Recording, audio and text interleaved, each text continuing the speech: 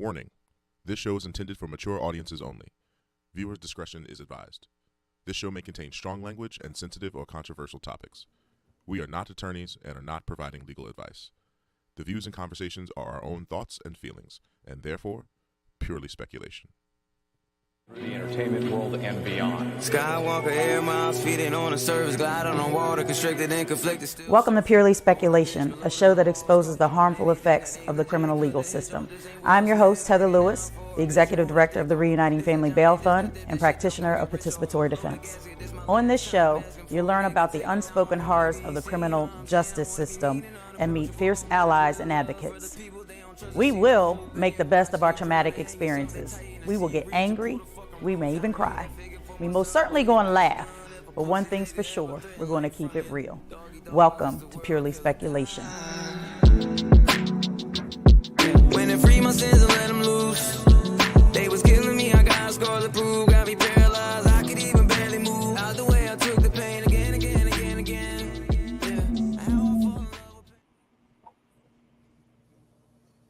Hey, y'all. Good evening. We have a special show for you tonight, the first edition of our Cannabis Chronicles. We have a very special guest who I'm sure you all will enjoy because he is a character. But we're talking about cannabis, and as this statistics shows, marijuana has come to be associated with the idea that cannabis is dangerous and addictive intoxicant, not a holistic herbal medicine.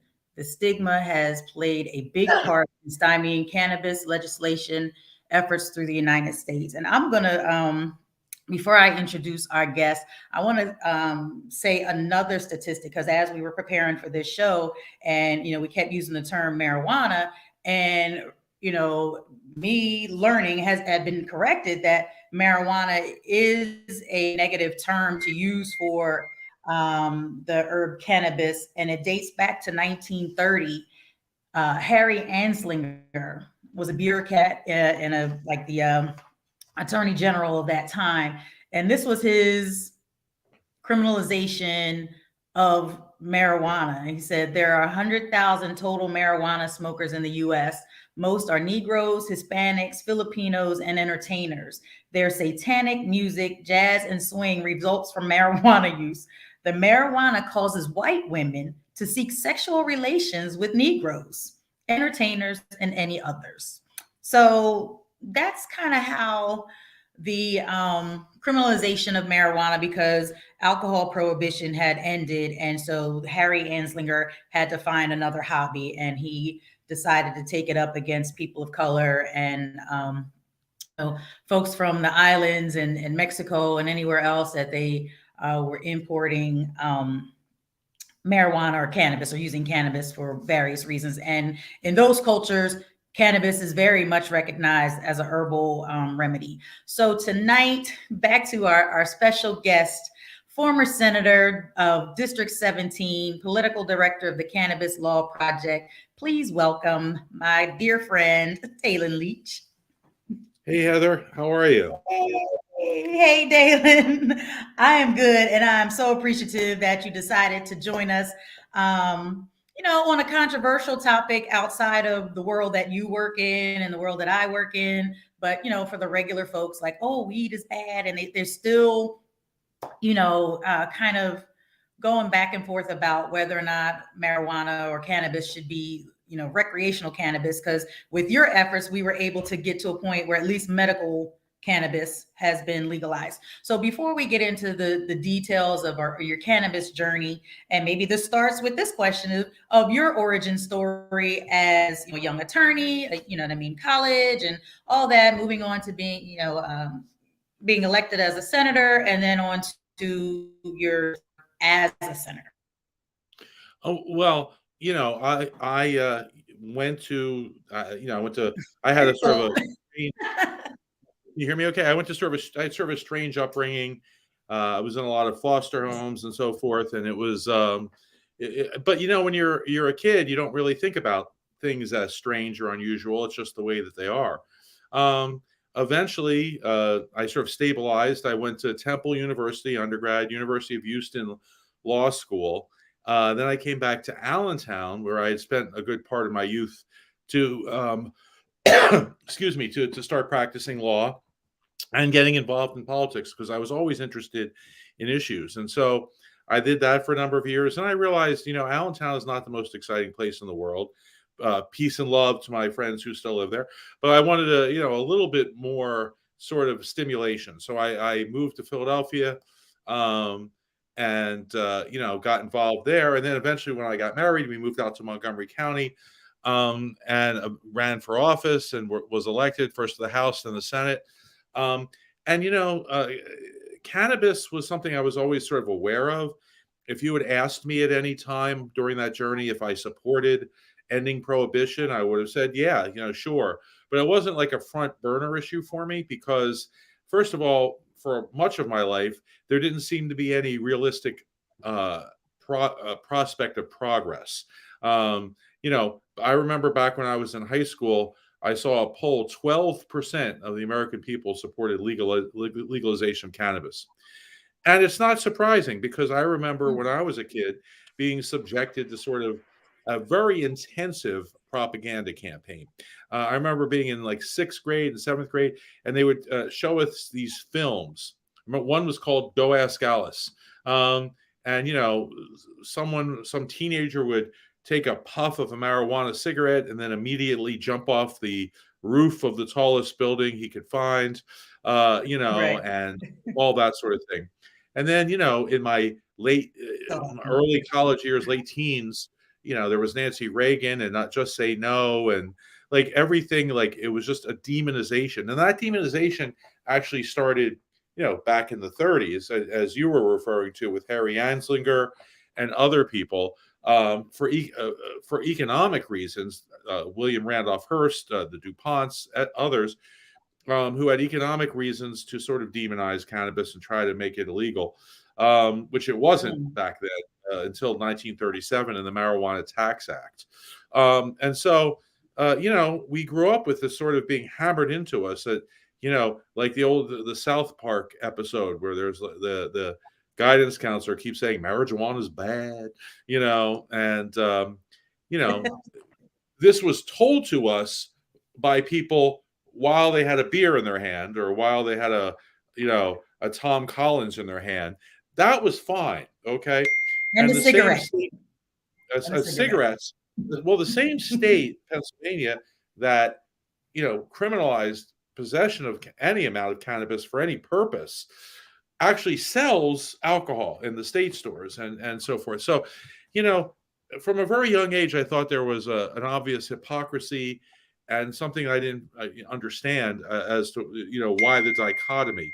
Then, as I started reading the history, which you started to outline, etc., the reasons for the demonization became more into focus, and then I became really angry, because I knew it was all just Right. if I may say, crap. So. We cuss on this show. We had the warning in the beginning. Good. So. Oh, good. When I'm on, people usually have like a 45-minute hour delay, but we're good. Okay. So that's sort of how I arrived to the point where I wanted to start addressing the issue. Right. And appreciate that so very much. I mean, because we talk for hours and hours and hours, because you just have a dynamic story, a dynamic perspective, probably not one that people would just look at you and think of that, because we can go into, Lower Merion. We just did a live show 2 days ago. What happened in Lower Merion? Don't know if you saw it, but I mean, we can layer upon layer upon layer about all of the things that, just people assume and associate, and, just assume and speculate about other people. And your journey is such a dynamic one. And I appreciate you for being here to, I would also say, Heather, while people may look at me a certain way, I didn't always look like Dick Cheney. I mean, when I was younger, I had longer hair. I wasn't born looking like this. Thank God. Right. Well, so you look like, a hippie that was 420 friendly, huh? sitting in the jazz club. Back in the day, as the kids say. At least I think they say that. I don't really know. I love it. Folks, if you're joining us, please, any questions you have for our friend Daylin, please, he's an open book. He will definitely share. So jump us into the legislation that kind of the work that's put into it, like, and you have very conscious about how the changes in the law, the legalization in people are incarcerated based on cannabis convictions. Tell me how you navigated that and where we ended up landing. Okay, you cut out a bit there. I don't Did you know hear all that? 'Cause I think the technology right. is So I was just asking. I think you were asking about the bill, the medical bill. I could talk about that a little bit, and hopefully you can hear me okay. Yes. Yeah. So again, it wasn't a front burner issue for me because I was working on other things, and I thought, it just didn't occur to me that we could make much progress on this. Then I did start seeing some progress in other states, which would have been unthinkable 10 years earlier.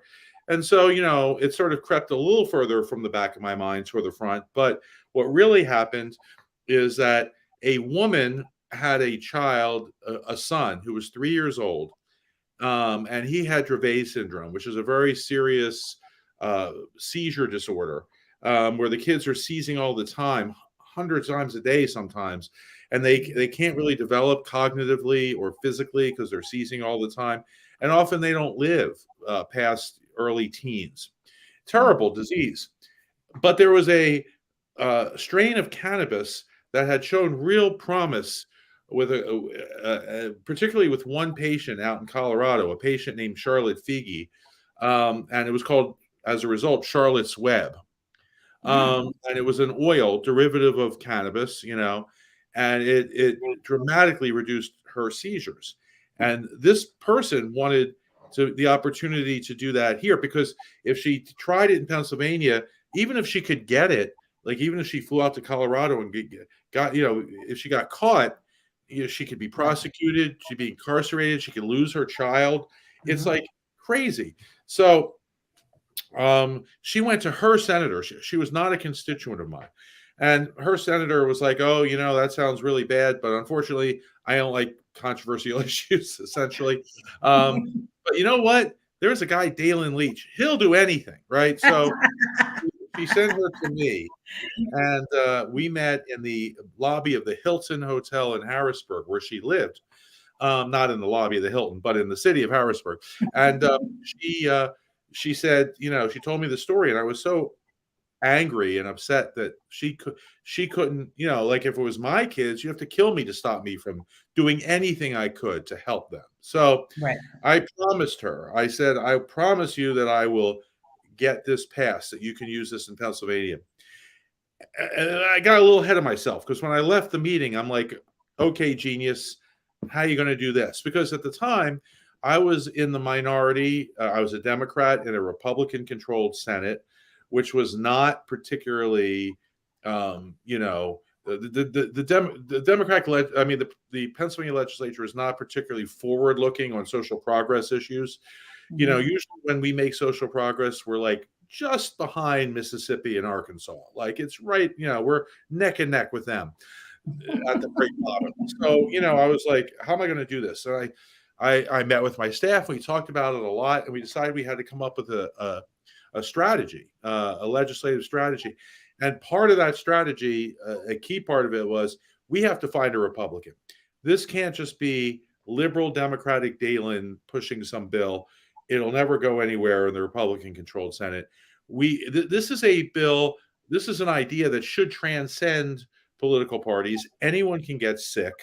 Anyone could have someone they care about get sick, and all they want to do is get better. So, like, this isn't like taxes or some other issue that there's irreconcilable divisions on. I mean, here, this is something we should all be able to get behind.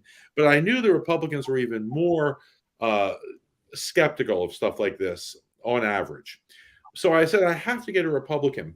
And so I went to all of the Republicans that you would think of, the sort of Southeastern, more moderate Republicans who some in their own party call rhinos, and I went to them, and one by one they said, Daylin, some version of, I see what you're saying. Good luck to you. I obviously can't support it, but I wish you the best of luck. And so that was really frustrating, and I was sort of in despair. Like, what am I going to do? I'm striking out everywhere I'm going. And then one day on the Senate floor, one of the most conservative Republicans from central Pennsylvania, who I never considered asking because I'm like they're dead end, came up to me on the floor and he said, "You know what? I would support your bill, and I would support it publicly." And I was like, "Really?" And it turns out that he had been suffering from lymphoma, and he was medicating, and he understood the benefits that he had. And he said he would do it. And that was Senator Mike Fulmer. And when he said that, that changed everything, because then it's no longer just another liberal Democratic idea. This is now a liberal Democrat, a very conservative Republican coming together on an idea. And because of that unusual circumstance, we got all kinds of press coverage. We got invited to go on all kinds of shows and talk and blah, blah, blah. So we got a lot of publicity. And I said, look, I'll handle the Democratic caucus. You handle the Republican caucus, because I'm not going to have the credibility with them that you will. You will, so he started talking to his colleagues. Sometimes we both met with senators, sometimes for hours, and went through the studies, went through the articles, went through the concerns, went through the politics, and eventually we got movement on the bill, which is very different. Putting aside cannabis, 95% of bills introduced in the Senate or in the legislature in a given year never go anywhere. They never get a vote of any kind. Many of them are not even controversial. Like, they pass unanimously. They just never get on anyone's radar in a way that allows them to. It's very difficult to move legislation.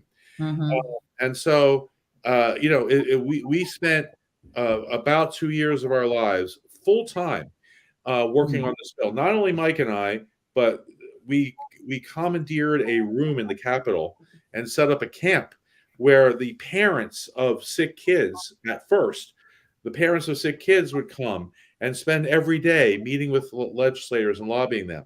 And then eventually they were joined by people like police officers and military people who had suffered post-traumatic stress disorder and benefited or read about the benefits. And that was huge, because that military officers are a Republican-leaning group, right? So, like, again, they had credibility with Republicans that I wouldn't have had. And then, cancer patients, started getting involved. And soon we had a whole war room and a whole operation. And there's a lot of great stories about what we had to do still to get it passed. But eventually, we managed to do that. And we managed to get what I think was the best bill in the country at the time. There have been some, like, no bill's perfect and no whole new program. Every program has to get fixed over time. But I think that we had, so for example, we had a lot of different conditions that you could get it. We had an easy path to add new conditions. And we've now included conditions like pain and anxiety, which are pretty broad topics. I was laughing because some of the people negotiating with us when we were putting together the final bill were like fighting us on stupid stuff like, I don't think glaucoma should be on the list, which, of course, that was the very first thing we realized that was beneficial from cannabis. But anyway, but they let us have pain without if there's not that many diseases you can have that you would notice that don't involve pain in some way. So it's that's great. Okay. So anyway, we got glaucoma too. But anyway, a lot of conditions, a lot of different. It was very interesting because the next question is what forms of cannabis can you use?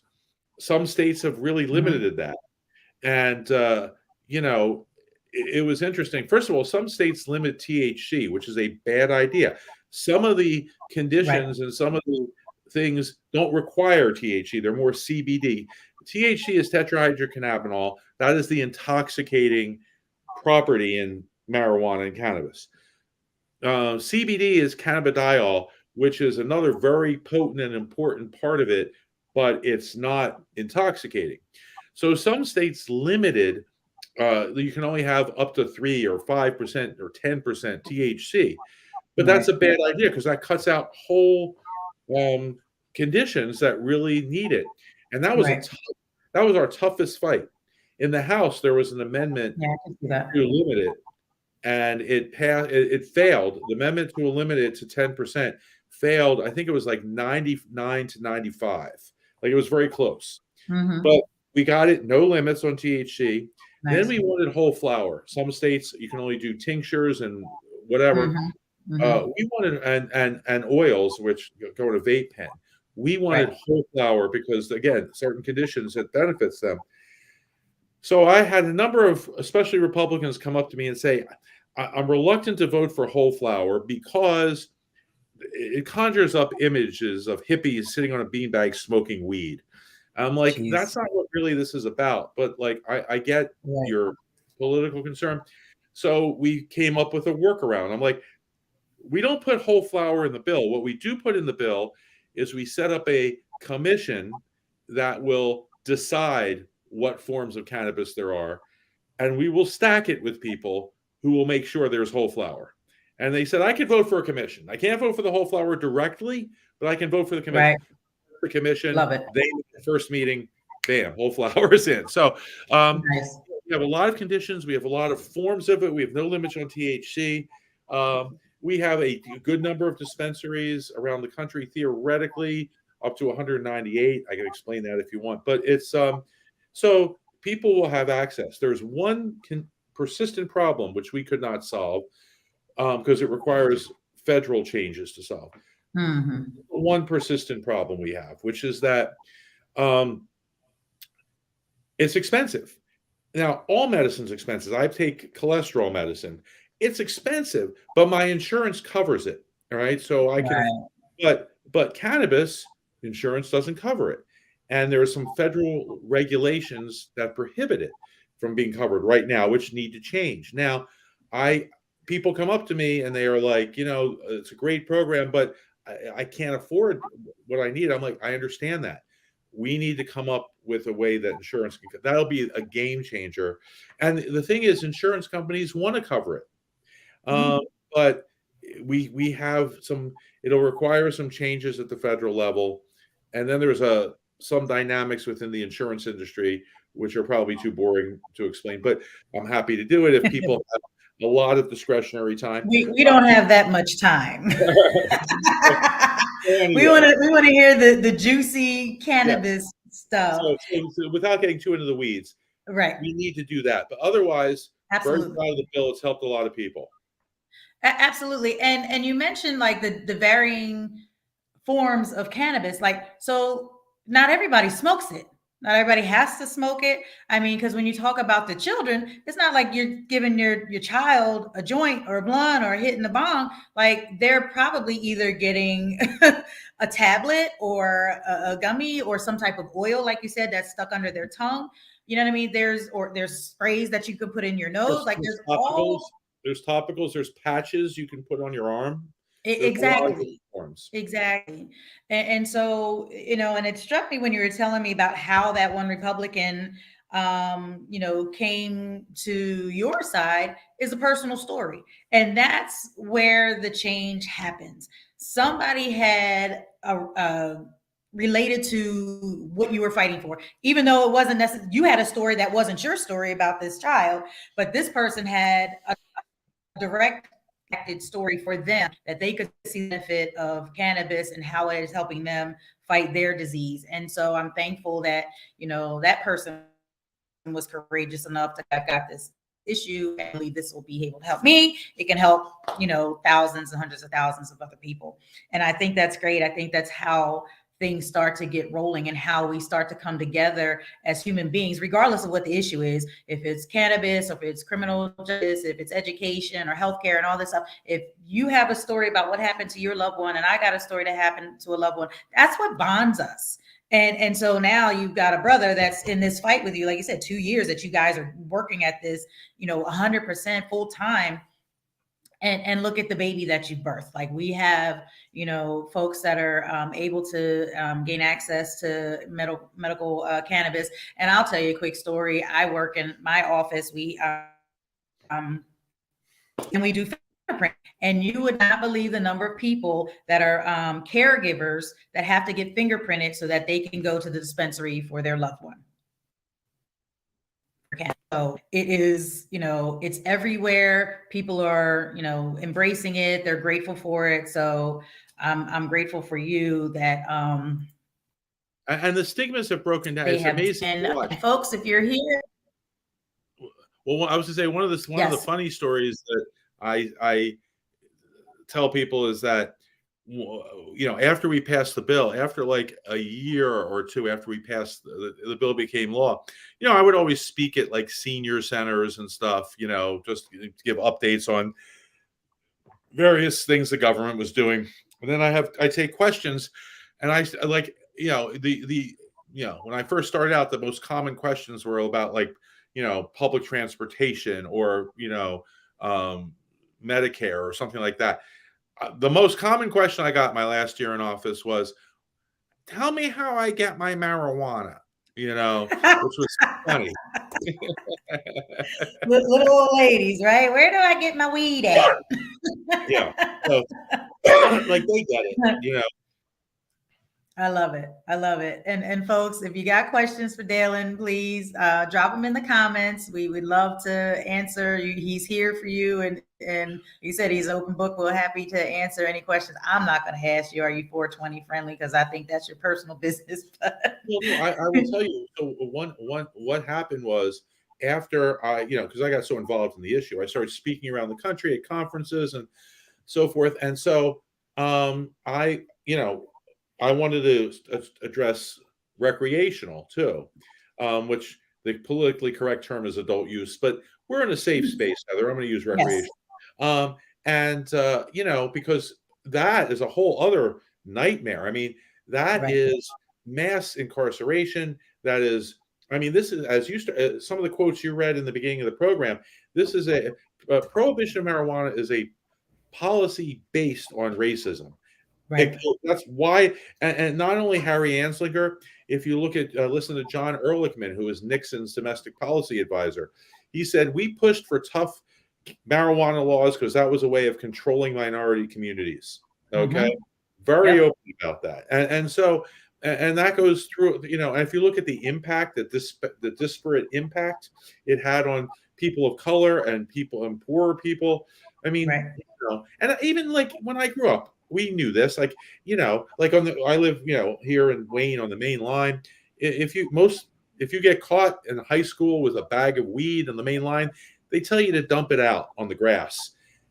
If you get caught in a city, they would arrest you and put you in the criminal justice system, which is a vortex which is very difficult to get out of. So I was very committed to addressing. Now, my partner in the medical bill, Mike Fulmer, had promised his caucus, the Republican caucus, this is not some kind of camel's nose under the tent for recreational. I just do. So he couldn't, even though he secretly, probably supported me, he couldn't join me in that. So I introduced Senate Bill 350 when I was there, which was the recreational bill. We spent a year traveling around the country, meeting with people, lawmakers, policymakers, license holders, everyone we could find, scholars, professors, whatever it was, to try to draft the best bill we could and understand all the complexities of it. You can never draft a perfect bill because there are tensions, there are values, both of which are important values that are in conflict with each other sometimes. So you try to find the sweet spot between the two. And it's like squeezing a balloon. Every time you solve a problem, another one pops up. So it's very difficult to write a perfect bill, but we wrote what I think was a great bill. A number of cannabis publications said it was the gold standard for legalizing bills.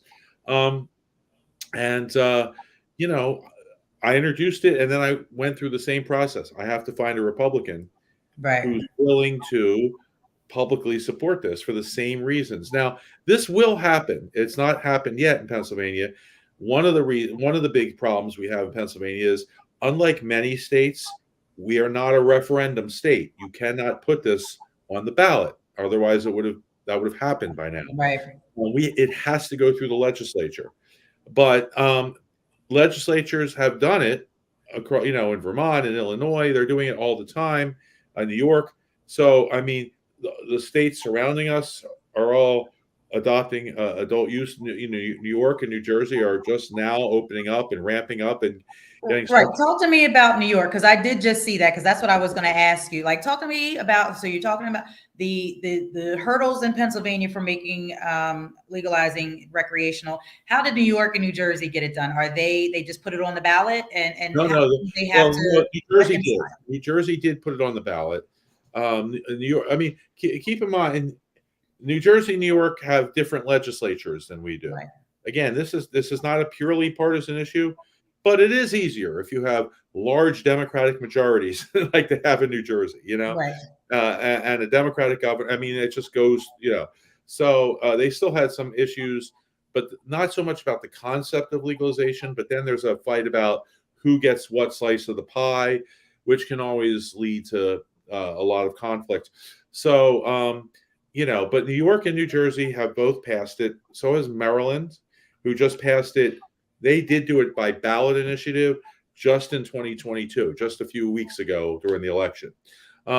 Maryland and Missouri joined the legal states. So now, on our southern border or eastern border or northern border, these are all legal. Okay.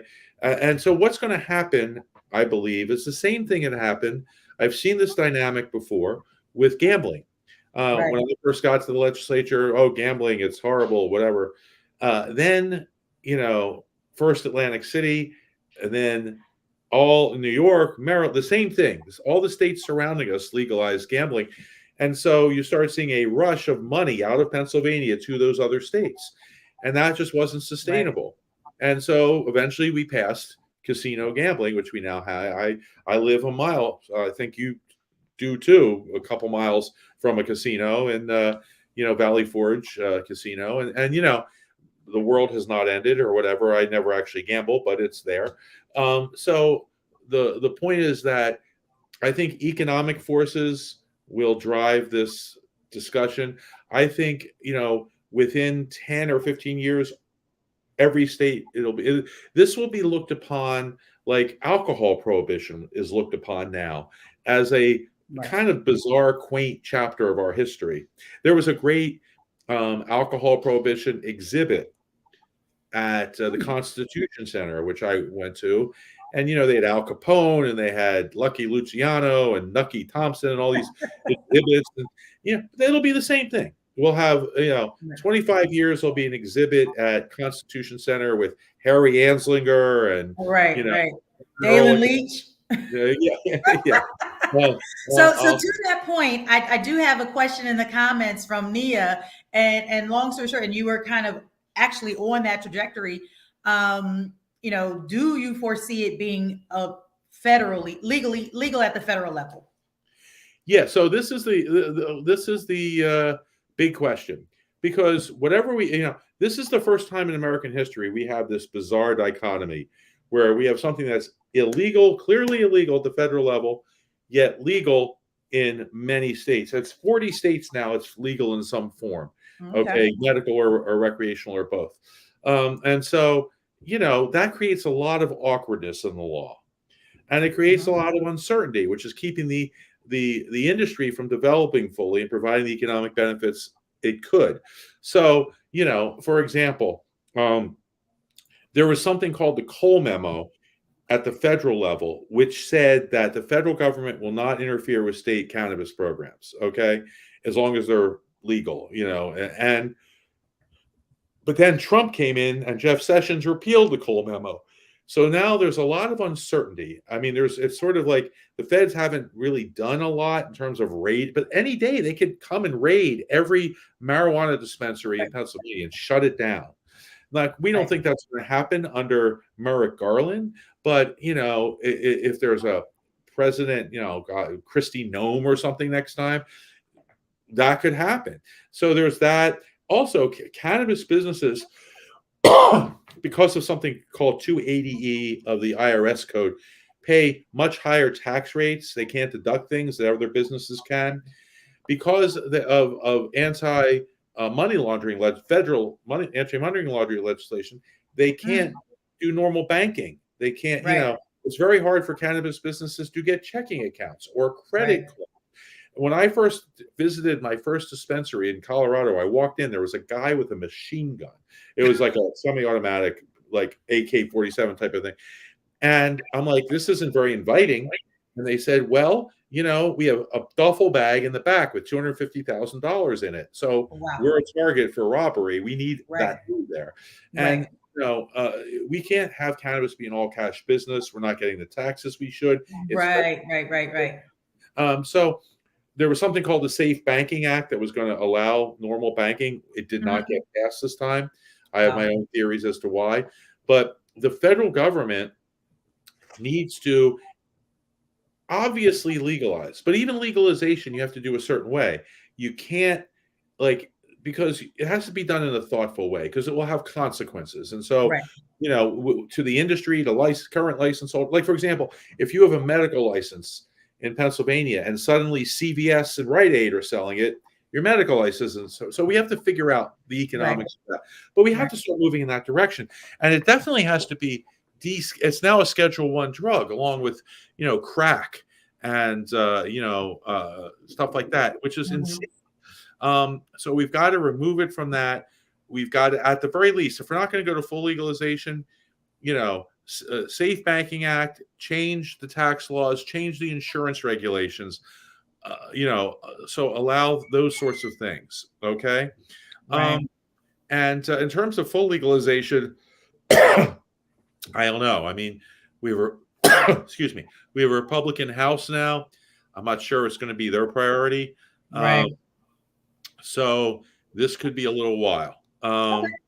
Well, so this is the first episode of our Cannabis Chronicles. So this is not going to be the last time we have this conversation. Certainly not going to be the last time we have you on. If you would like to come back again, because there's tons of things that we can talk about as far as cannabis and where we're going with it and the things that we can do. So there's two things I want to ask you. One, about the Cannabis Law Project. What is that, and what does it do, and how do we support that? And two, on the show, we have a segment called What the Fuck?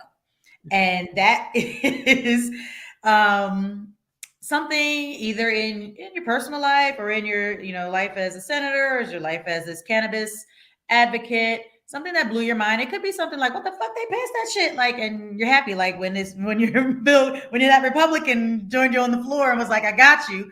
Or it could just be like, what the fuck, like they really just blocking this shit and getting on my nerves. So whatever you want to do first. So the first question was, what was the first question? About the Cannabis Law Project. It's actually Cannabis Action Project. Action Project, I'm sorry. It's one of my projects. I have a couple different ones. We're trying to, one of the problems is that the cannabis industry has not developed an effective political apparatus. We don't play politics well. We don't do it well. I'm not a fan of the NRA, but they're very good at what they do. We need like an NRA of cannabis. Like, we need an effective lobbying organization, but not just lobbying, not just showing up in a congressman's office with a suit. If you don't have a political infrastructure behind it that will reward your friends, punish your enemies, elect people who are going to be supportive of you, and defeat people who are not, then the lobbyist is never going to get anything done. So that's what I'm trying to do with that. Gotcha. Now, in terms of the what the fuck, for me, it's a broader issue, which is that I was disheartened and disappointed, and probably guilty on some issues, of how little people think about things. I think that, a lot of times we are on an ideological team. And so we believe X, Y, and Z because that's what we're supposed to believe. And then a new issue comes up, and you're like, wait, which? Because I've seen this. What side is my team on? Oh, that side. Okay, that's what I'm for. Right. And without actually, like, they know nothing about it. When you actually debate them or discuss, they know nothing about the issue. Okay. Right. And these they're are grown people. I'm sorry. These are grown people. Oh yeah, these are legislators. I mean, and they're not open to changing their mind, because more important to them than getting the issue right, even if it affects people's lives, is being a member in good standing of your team, whether it's Right. MAGA or progressives or Republicans or Democrat, whatever it is.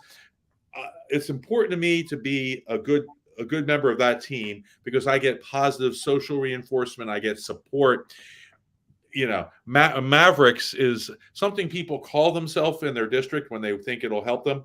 There's very few actual Mavericks. There's a couple, but I was sort of, when I got into the legislature specifically and saw on a day-to-day purpose, I had a lot of conversations like, well, where do you stand on this? Well, wait, I got to figure out what my caucus is doing. Or, well, look at this article that talks about what your concern is. Yeah, but we're a no vote. We're supposed to be a no vote. It's crazy making. That's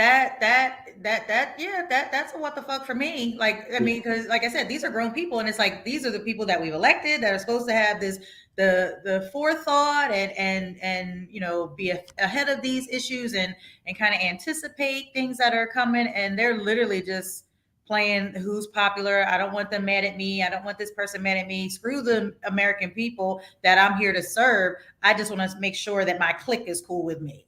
Mm-hmm. That's crazy. Yes. And we're talking about 50, 60, 70-year-old people that are still behaving like teenagers. Oh yeah, no, it's that never changed. Like the issues change.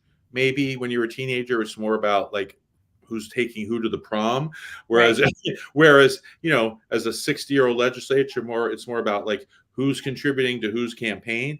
But like the basic underlying instinct never goes away, and we've got to fight that, because George Washington warned about political parties and political factions because they become like magnets.